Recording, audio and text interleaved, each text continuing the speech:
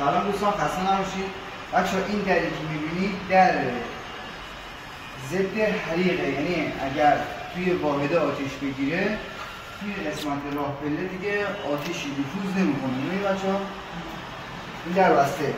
هنگامی که واحد آتش گرفته یا زلزله میاد می‌خوای فرار کنی، به این صورت این دستگیره گرفتن که کسی که داره از واحد فرار می‌کنه دیگه نمیاد وایسته اینجا دستگیره رو باز کنه، با همین بدنش ضربه که بزنه در باز میشه.